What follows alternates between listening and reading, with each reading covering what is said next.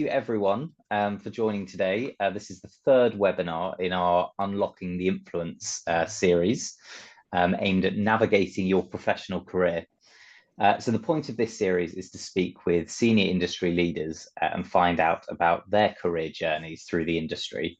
As we found out so far, no two career journeys are the same, and we want to find out what took these professionals to the top with some tips and advice along the way. So third in the series, I am delighted to be joined by the fantastic Syreeta Robinson-Gayle, Head of Affordable Housing at Barratt London. Now, Syreeta's worked for a number of the biggest house builders in the UK and with lots of other interesting experience that I could sit here and talk about for hours. But given that she's given up her time to be with us today, I think it's probably more interesting for you all to hear that from Syreeta. I should just say before we jump in, this webinar is being recorded. So if you really enjoy it, you can watch it back again and share it with your friends. And also, if you've got any questions while we're going through, then feel free to put those in the chat and we can come back to them at the end, or we can touch on those a bit later. But welcome, Syreeta. Thank you very much for being here today. Thank you very much. I think just to kind of get things started, I've got a kind of, a rough few areas to talk about, but I think it makes sense a lot of the time to start from the beginning.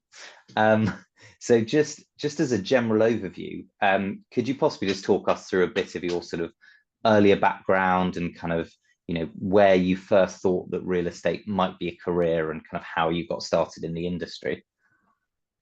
Yeah, so I went to a very fun but a very kind of humanities oriented secondary school, and so most of my cohort did kind of arty things, and I really loved art.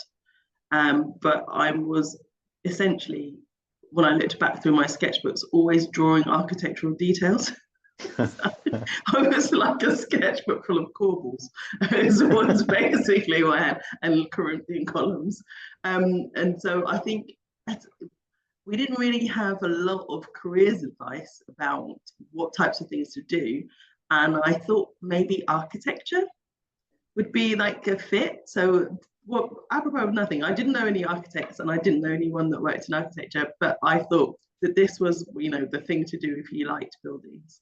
And I did my work experience at an architecture firm, which was actually really good fun. And as a real indicator of how my career was going to turn out, the bit I liked the most was going to a dinner for architects at the American Embassy, which was one of the things that I did during my work experience. So that, I think, should have been a clue of how this was going to turn out for me. So I eventually went to university and studied materials engineering.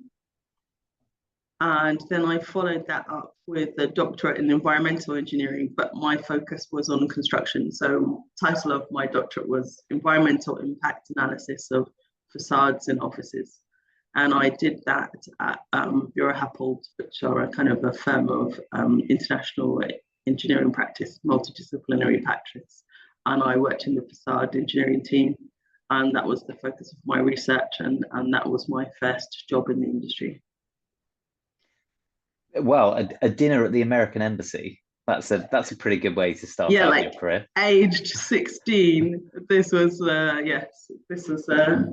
what can I say? Best start ever. And I was going to say that the humanities angle, I reckon there are probably a number of people on here who gravitated towards subject like geography. But you're actually the second person in this series who's mentioned that they had an interest in art when they were younger, which is interesting. Okay, so it sounds like you kind of worked towards real estate through just other things that you were interested in at the time. Yeah, I've always loved buildings. I've always loved building details, and I've always been kind of aware of the built environment and of the impact it has on you. Mm. And I quite like that when you finished. So when, my husband works in IT and he works really hard and he solves lots of problems and he helps lots of people, but there's never anything to show for it. And I quite like that when we finished and we kind of hang up our boots, our handiwork is still left behind, and it leaves a kind of lasting physical legacy. And I really like that about our work. So it doesn't matter what you do. It doesn't matter if you're a carpenter or if you're, or if you bought the land. Your sites are still there long after you've finished work, and I really like that. Yeah, interesting. I think, I mean, thinking back to those kind of earlier days, were there any particular challenges that you came across, when it was perhaps trying to start at the architecture practice, or moving through your doctorate that you overcame that particularly stick with you today? Um, I think there was just a feeling of, for quite a bit of the early section of my career, of just not fitting in. So just appearing very, and just being like very wide-eyed and not really kind of getting my kind of part in the overall kind of plan of where this, like I turned up at a meeting where it was actually to work on Battersea Power Station, but one of its many iterations, because it was bought by about 10 different people. And this was like version 3 of the various owners who had this, and they decided to put in a plan application. And I turned up as the facade engineer, and I was like the 20th person to introduce myself around the table. And it was just a massive table. And it was a huge meeting. And this kind of feeling of being like I think now we would probably call it imposter syndrome, but of just being like the last person to say, "Hi, I'm Syreeta Robinson from Bureau Household," and like the far end of this huge table. And then we kind of did loads of work on this scheme that didn't go anywhere and didn't get submitted for planning, and then they sold the site to like its 4th iteration, and not realizing that it would take like another 2 decades for it to actually be built, which is so that kind of feeling of just being very new and very green and not really finding your place for a while, and it just wears off. You just get used to what's expected of you, what's needed, and you just kind of settle into it a bit more. Yeah, it's interesting. I mean, okay, so one of the things I'm taking from that is that you were one of the early pioneers behind Battersea Power Station, which I didn't know. Massively overrating my contribution there, but yeah. When you're in one of those big meetings where there's 20 plus people, if you're the last person to introduce yourself, presumably everyone's taken the good introductions. Oh yeah, you just literally, they can barely see you and you're at the far end of the table. And actually that was one of the key kind of spurs for me to get to move client side. I just wanted to be higher up the table. Right. Well, now here you are. Presumably you're the first person introducing yourself. I'm one of the first people. I'm at the far end. I'm at the top end of the table, supposed to be like the 20th person. That they've got tired of introductions by the time they get to me.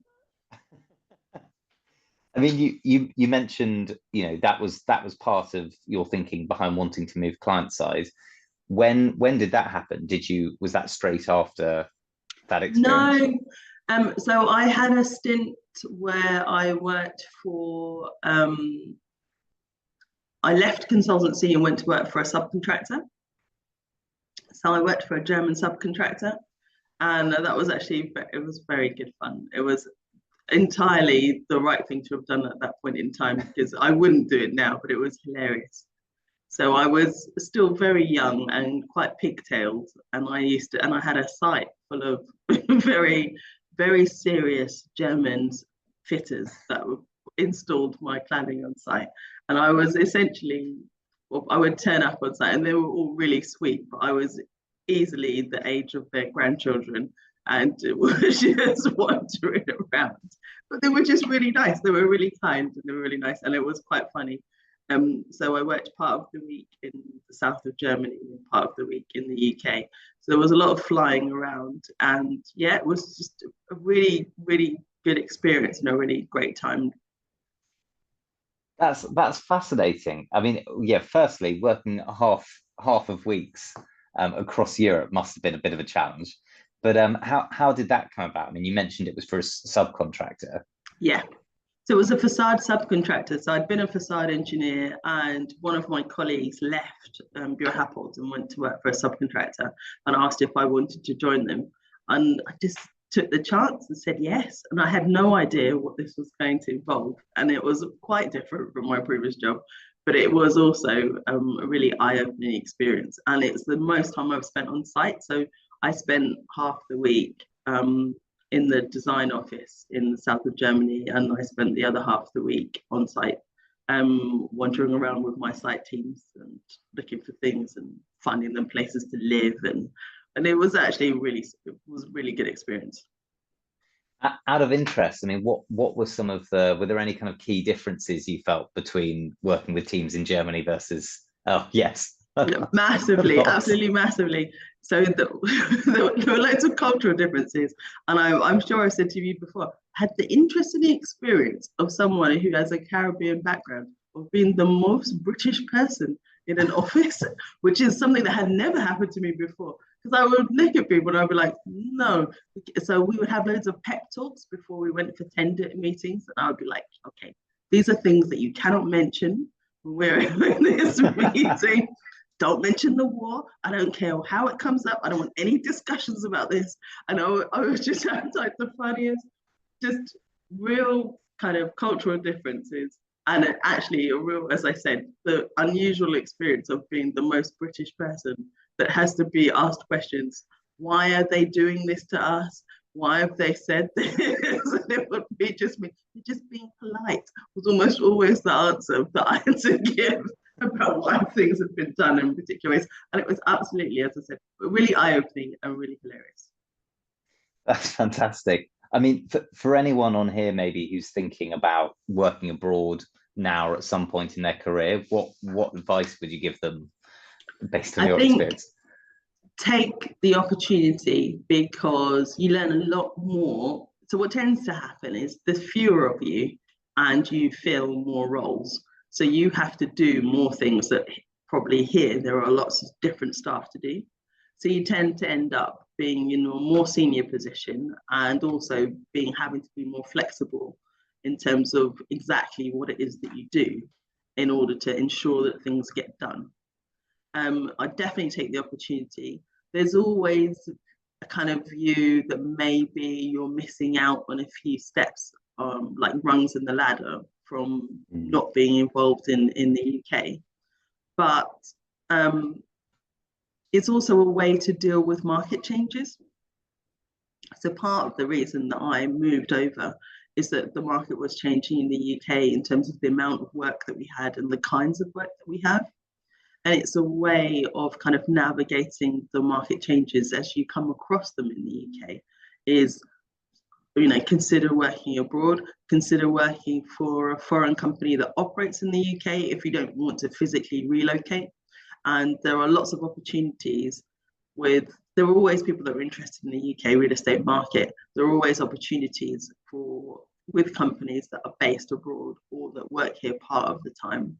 And I think just being really flexible about what you'll do, it also opens the door to other parts of the industry that you're not necessarily involved in. Because it's actually how I ended up working in residential, is I had a client that came to see a mock-up, which I think was just outside Berlin. We had a factory in Radeberg outside Berlin in what used to be East Germany. And the client that came to view this mock-up, I sat next to them on the way home, on the flight home, and they offered me a job. And the job that they offered me was entirely like a residential job. And that's how I ended up moving from the kind of commercial part of the industry to the residential part.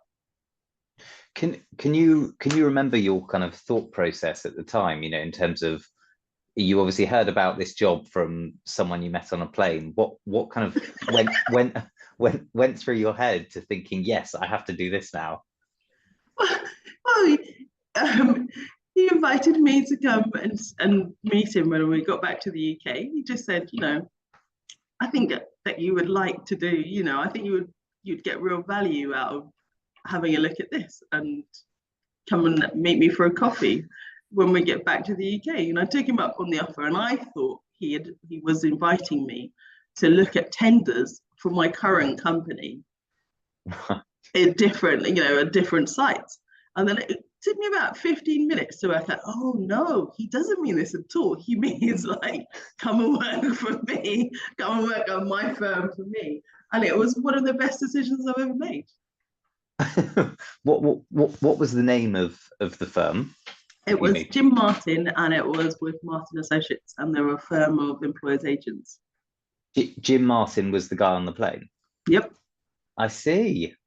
Gosh. Well, right. Note to self: fly more. Something I'm putting on my list. That's really. I mean, one of the things that sticks out for that, I guess, is the topic of networking. You never know where you're going to meet someone important, and I mean, in those kind of, particularly in those stages of your career, I mean, were there any particular ways that you did networking? You know, were there any kind of particular industry groups that you were a part of, or, you know? Yeah, so after I went to work, one of the other slight interesting things was I thought that Jim wanted me to come and work for him doing facade engineering and looking at cladding, and he didn't at all. He basically wanted me to do project management, and I did the building surveying masters at South Bank. So I had already been an engineer, and I essentially became a building surveyor as well. So then I kind of moved over, and then I did more project management and development management work once I moved over to that firm. But one of the things I found really interesting was being a member of WISH, Women in Social Housing. And so I joined WISH, and it was a good way to network and meet clients. And some of the people that I met when I worked there are still, they're still my clients. They were my clients then, and they're still my clients now, although I work somewhere completely different, and I'm on another slightly different part of the industry. Right. Okay, so actually, yeah, a lot of these same groups actually were really helpful to you back then, and it's interesting hearing how they very much carried through to the current day. Yeah. Okay, perfect. I think one thing that I wanted to talk about that I know a lot of our members are kind of at that stage where they're thinking about is juggling work and life. And I mean, it sounds like you had very little time in some of those days, given you were doing 2 flights a week. But how did you kind of find navigating that balance? Yeah, it's a tricky one. I just spent as much time as I could. Essentially, I think is it 10,000 hours? I spent as much time as I could on building up my experience, but also a kind of wider background knowledge. So I spent a lot of my time reading more about different parts of the industry, spending time with other industry professionals, and I didn't really carve out a kind of special work-life balance. So a lot of my friends are also people that I work with, or they're people that I graduated with. And so we've kind of spent time together as we've gone along. But I have a family. I'm married. I have a child. I have a home. I do things outside of work, and I always have done. I've just kind of cracked on with it, really. I think the flying twice a week would not have worked at all when I had a small child. And I did make arrangements, as in I moved and I worked much closer to home, as in physically closer to home, and I cut down the amount of travel that I did. And I just tried to accommodate it as best I could. But I would also say I had help, which I think is the biggest thing that people perhaps don't see and people don't admit to, is that if you manage to have a career where you work right through and you don't take up a lot of time at maternity leave and you don't have big breaks, it's usually because you have help. Who out of interest were kind of the most helpful people to you? Well, I live quite close to my parents. So I had I see people who navigate it with nannies and who navigate it with au pairs, and it's doable, but it's tricky. And I would say 100% that I have had the career I've had because I've been able to call on help from family and help from even my friends that I went to university with that we graduated at the same time. We live quite close to each other and we've kind of swapped childcare along the way. So I would say definitely Right. it's really difficult to manage your work-life balance if you're trying to do everything by yourself. Well, past that view, I mean, you mentioned all of the time that you invested in sort of trying to learn more about the industry. And I should have seen that one coming since, I mean, I think already we found out that you are a building surveyor, you did a doctorate, you're a facade engineer, and you've worked across commercial and residential. So you kind of have done everything. I've been busy. But as I said, I couldn't have done it if I didn't have help. I sat my APC 5 months pregnant. So, Really? and I hid it with a very voluminous dress. Of course, because I forget, because now I think most APCs are virtual as well. Yeah, but they used to be in person. You used to have to go to a hotel in Heathrow and sit and actually be in the room. I thought, these guys are going to notice that I was quite pregnant at the time. And I was just had this. I had a shirt and a very like floofy dress that I wore when I went in. That's a good reminder actually for anyone nowadays who's complaining about sitting a virtual APC. I was one of those people a couple of years ago. So Oh, yeah, you sat it virtually. I'm eating my. I did, yeah. I think I was one of those cohorts, kind of just coming out of COVID.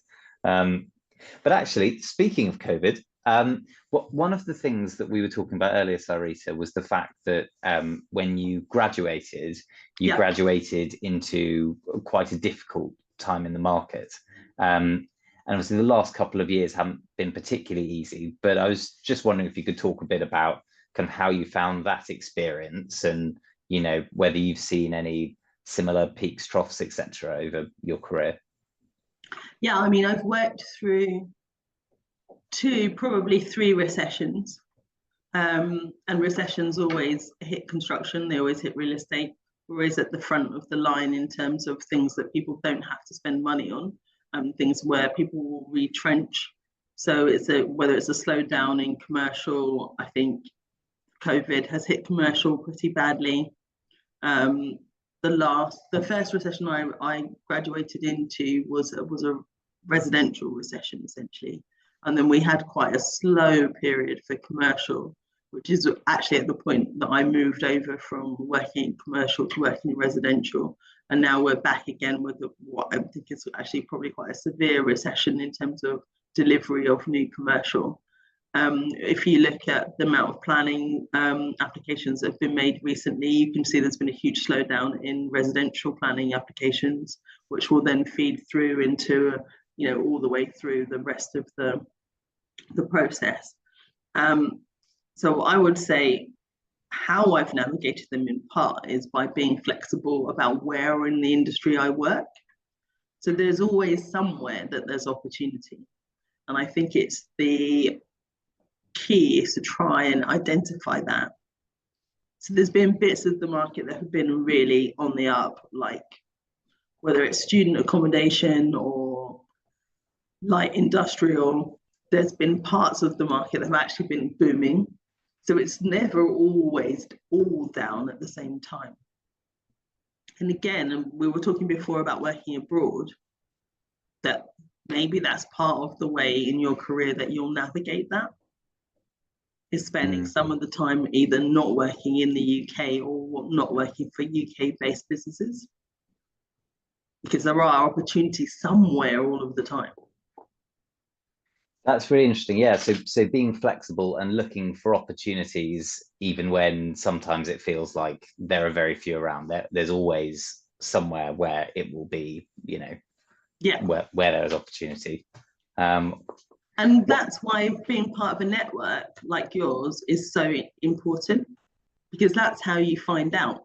By the time it's been written up in Inside Housing or Building Magazine, actually things have moved on. But it's because you talk to people that you find out that there are things going on in a particular location or a particular part of the industry. And I think that's why, although it can be difficult to find the time out of your kind of daily working life to then go after work and speak to people for an hour and a half, or kind of gussy yourself up to meet a room full of people that you don't know at all. I think that's why it's really important, because that's literally how you'll find out before other people find out that there are opportunities to do different things and that there is space available. Yeah, I mean, I guess as you mentioned, like BPF Futures, the fact that it is a membership for people literally working in any part of real estate means that we do have a very broad membership. Yeah. Brilliant. So you moved across to the residential side, but then in those earlier days, you weren't focused on affordable housing. I always worked with registered providers, so I always worked as an employer's agent with them, and I also did development management work for developers at the same time. And the development management piece was for developers building affordable housing, or was that more general? No, just general resi. So what stage did you, because it sounds like you clearly had a passion then for the affordable part of the housing sector. At what stage did you kind of start to move more strongly in that direction?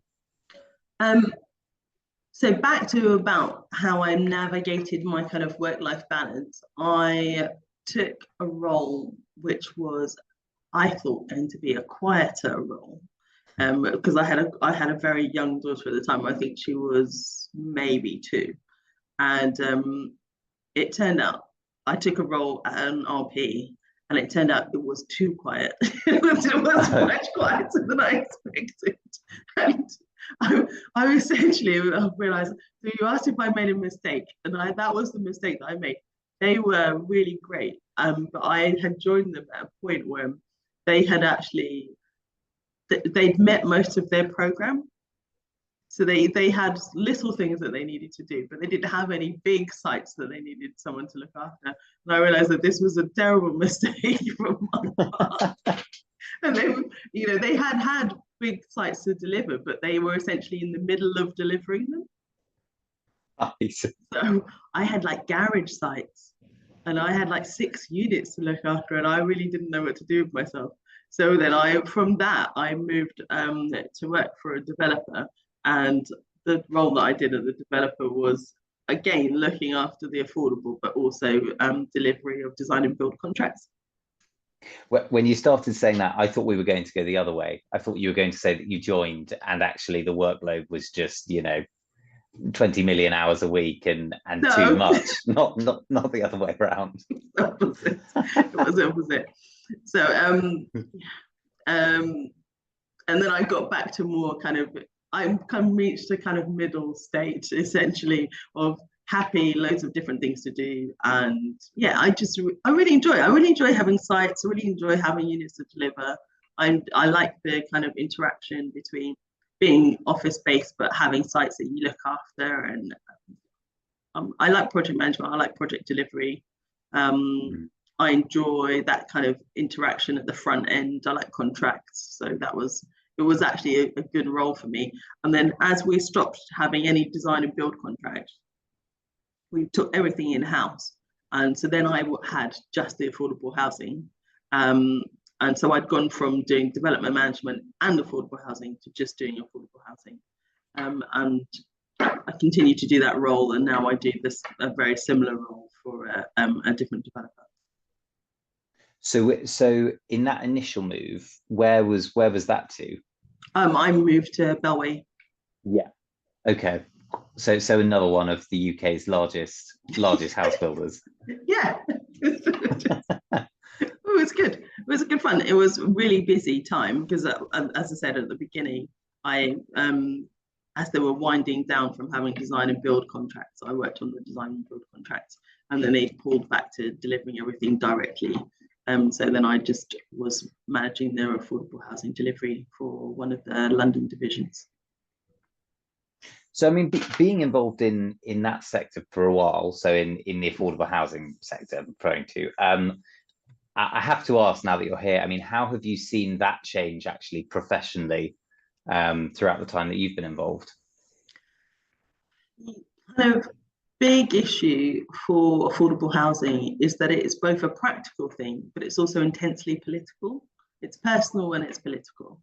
Um, and I think that that impacts how it gets delivered.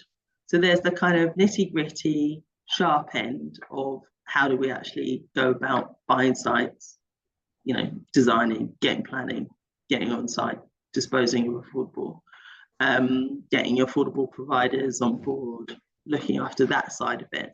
And then there's also the kind of policy side of what gets built where and by whom, which is kind of the more you become involved in it as a sector, the more you realize that that's equally as important, which I think at first it doesn't, at first it seems quite prosaic.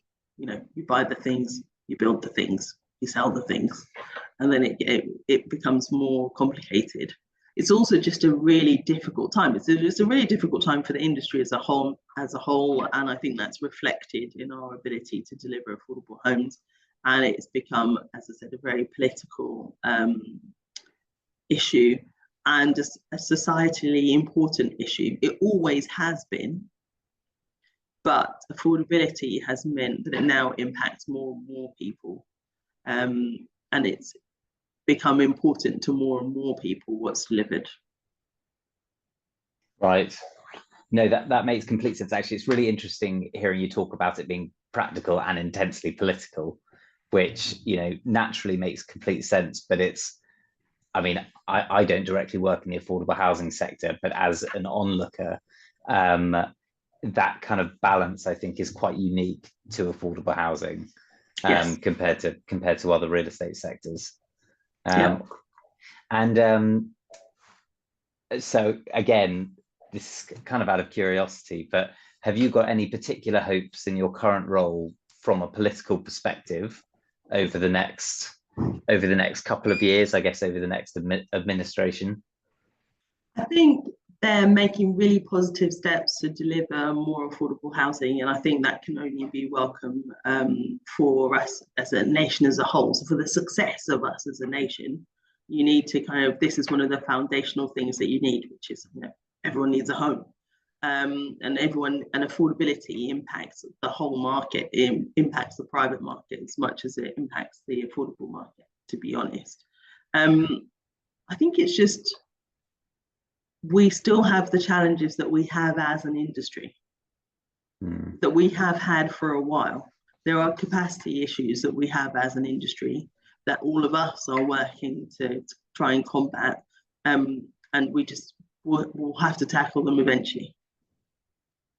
Yeah, no, very interesting. And I've seen anyone watching this, I would definitely recommend following Syreeta on LinkedIn. She has some fantastic insights about affordable housing, and is really a brilliant source of knowledge on this topic.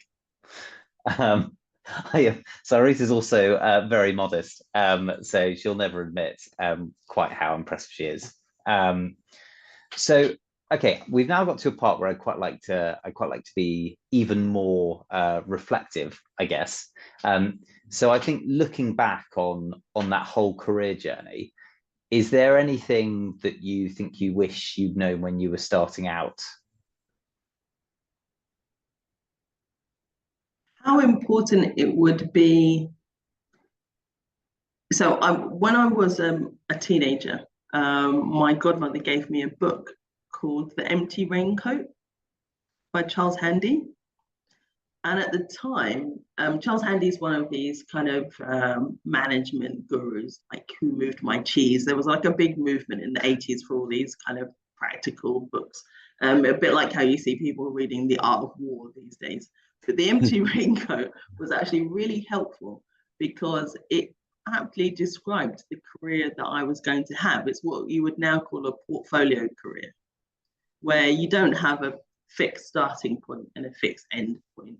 You just you know how to do a number of things, and you use them at different points in your career, and you do a number of different but related things, and that's fine, that you just have, you are the product, as we would say these days. You have a skill set and you apply that skill set in different ways to different roles, and that they don't nicely follow each other like one of those Russian dolls, that you do this thing and then you'll do the next thing, and you'll slowly get to be a bigger and bigger Russian doll that's more and more important and more better paid. There's just this progression from one role to the next. And I think it did make an impression on me, but understanding that that's perfectly fine, that you'll just go from one thing, and that you may end up doing something which looks from the outside to be completely unrelated to the first thing, but that you are the person with the set of skills, and you bring your kind of toolkit to your new role, and you do a different thing, and you do that for as long as it has a season. You do it for its season, and then you do something else, and that's actually fine. You talk about the Russian doll analogy. I guess it's still in my head. I'm just picturing you moving further up the table. Yeah, exactly. From the far end of the table to the other end of the table, and that's a perfectly good ambition to have. To just be in a slightly different position, to look at your position and think, oh, I would quite like to be over there. No, that's okay. The Empty Raincoat. I've actually written that down. Yeah, it's not a very long book, but it was just, I think at the time it was quite a novel concept, because people did think that you would go in as junior widget maker, and that you would grow up to be chief of the widget makers, and that was the way that all careers went, essentially, from A to B in a line. Yeah. So going with the flow, for want of more technical language. Yeah. Right. I mean, again, thinking back on your career, is there anything that you maybe wish you'd done slightly differently, that would have helped your progression, aside from working in a role where perhaps there wasn't as much to do as you thought there might be? No, I think I've enjoyed the career that I've had so far. I really took I've always found something positive to take away from the roles that I've had. I've worked with people that I've enjoyed working with for the most part. And even when I've had positions, I have come across difficult conversations. I've been told to my face, we don't employ people like you. We won't employ women who don't have children, because if we give you a role, you'll go on maternity leave.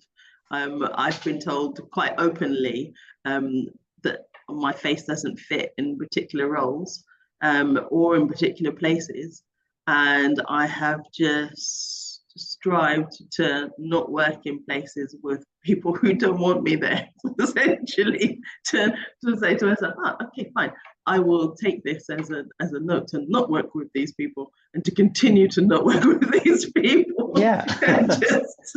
just because I don't think that life should be, all pain and strife, and I'm not willing to put myself through that as on a daily basis, to work in places where you're genuinely not wanted. So I think that was a good rule of thumb to have at the beginning of my career, and I think I'm glad that I've stuck to it. Essentially, that's actually a really lovely message. And actually, it's not that you're not wanted; it's that they don't deserve you. Basically, yeah, that's the approach that I would take. Oh, okay, fine. But it's good to know up front. Hey, it's good to be told to your face that this is the case, rather than start working and then be unable to progress, and unable to understand why you can't push through, and you can't push forwards. Do you think as well, I mean, it is very good to know up front, but equally with some of these roles, if you have a period where you do something that doesn't work out, maybe you don't gel with the culture, or the culture proves to be terrible. I mean, in some of those experiences, you can kind of only know with quite a lot of them if you try it. Yep. You have to try. And also to understand that there's no such thing as that being a mistake. You've learned something that you didn't know before. Mm. And not everyone will enjoy working in every environment. This is perfectly reasonable. You wouldn't Yeah. expect that you fall in love with every person that you meet. And you shouldn't expect that from your work either. Nice. We've covered a lot here, but I've got one kind of closeout question for you, Syreeta, before we move on to any questions from the audience. So, what advice would you give to someone who's looking to become a successful figurehead in the real estate industry like yourself? Although we discussed before about being a figurehead, it would be take the opportunities that arise. That there are always kind of chances, there are always chance encounters, follow them up, make the most of them. Yeah. They come your way for a reason. And you should take all the chances that you get. Say yes. Say yes to that flight across Europe. Say yes to the person who's sitting next to you on the plane. Go and meet them for coffee. What possibly can you lose out from this? And I think when I talk to much younger people, it seems to be a lot of fear. I'm not sure if it's fear of failure or kind of nervousness, kind of anxiety that you'll do something and it will go wrong, or you'll do something and it won't be perfect. And nothing ever is. So I would say, like in the adage of those kind of self-help management gurus of the late 80s, I would say, feel the fear and do it anyway. That's brilliant. That's brilliant. And actually, we've ended up, I think, with different advice from all three of our speakers so far for that last question, which is brilliant. Although actually, if everyone was saying the same message, that would also be brilliant. That's fantastic. Well, thank you very much, Syreeta. We've now got a little bit of time for any questions from the audience. So if there's anything in particular that you would like to ask, then please feel free to pop those in the chat box. Oh, yes, chat box or the here we go. Okay, right, we've got one from Daniel. How do you see the role of young professionals in shaping the future of housing development, and what gaps do we need to fill to be more effective? I think there's gaps at the moment absolutely everywhere. So every stage of the construction process has lots and lots of opportunity, lots of spaces. I think particularly planning is one where you both have an opportunity to, and a kind of outsized opportunity actually, based on your experience, to influence planning it and development in the future. I think there are lots of roles open in planning, and there's lots of opportunity to make a big difference. Perfect. Thank you. And then Alex, awesome conversation, both. I don't know why I'm doing that voice. I'm not sure which Alex this is. Have you had any mentors or role models in your career to date? And who have you looked to for support as you've progressed? I would say I'm not one of those people that had one single role model that kind of led them all the way through their career. But I have had lots of different role models as I've gone along. Jim Martin, who I mentioned I had sat next to on a plane, has been incredibly hilarious and inspirational mentor throughout my career. A lot of the women that I met during my time at Wish have been incredibly helpful. Some of them not by direct mentoring, but by me being able to see how their careers have panned out and what decisions they've made at different points. And it kind of gives you an idea of what's possible. So I would say that. Definitely Deborah Constance, who was one of the founders of Wish and has been like a really helpful kind of voice and a kind of person of reason to talk to when I've got stuck. been able to say, what do people do when they get here? Like, what do you do next? Which I think is an interesting question, really, isn't it? To know from role to role, what's the next step is, I think, sometimes quite tricky to work out. I mean, actually, one of the things as well that you touched on there is seeing others' progression. So there's, I guess it sounds like there's learning from your own mistakes, but well, mistakes and successes. And then equally, there's the opportunity to do that with others, as we're all doing with you today, which I think is probably. And the one final thing, because I can't see any others, that I don't think I actually asked earlier, but popped into my head. When you went to go and work in Germany, could you speak German? No. Really? I was I hoping that learned would German. be the answer. I learned German. Because I think sometimes that can be a barrier to people working abroad. I mean, certainly it's something that's gone through my head in the past. If you want to go somewhere that speaks another language, but you don't speak it, it's something that I think could potentially put people off. But clearly that wasn't an issue for you. No, I think quite a lot of workspaces are multinational workspaces are bilingual, with the second language of lots of people being English.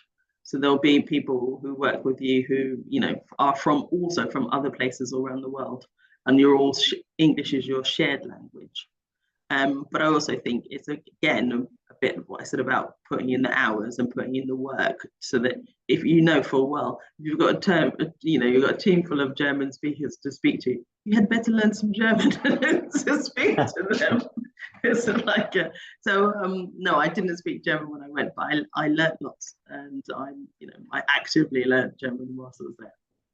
I'm imagining that you came back with the most fantastically sophisticated knowledge in sort of building facades and construction, but maybe in some other areas of the day-to-day, you weren't as developed just based on where you'd been. I knew lots of swear words, which is always the best thing to learn.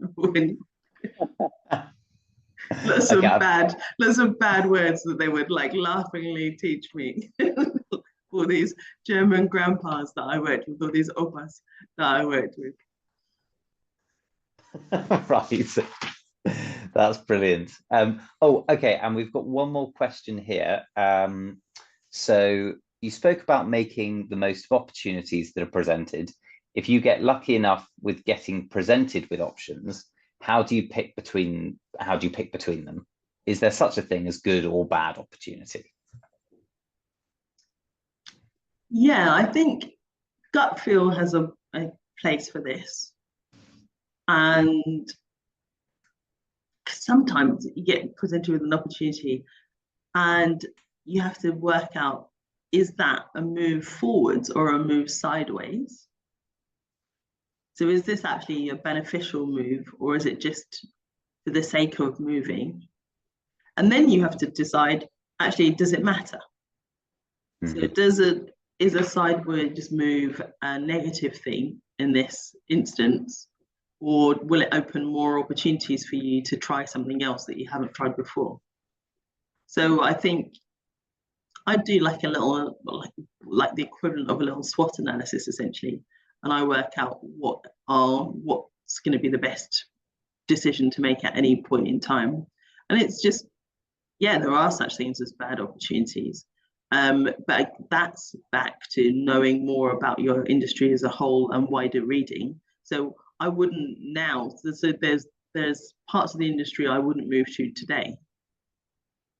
But to do that, you have to have, pay some attention. As I said, speak to people, pay some attention, understand what's going on in the kind of background, both general economic background, but also construction economics. Yeah. Okay, perfect. Right. Well, I think that probably brings us to the end. Syreeta, that's been absolutely fantastic. Thank you so much for giving up your time today. It's been really interesting to hear kind of all of the different ups and downs that you've been through in your career, and kind of what's brought you to us on this webinar today.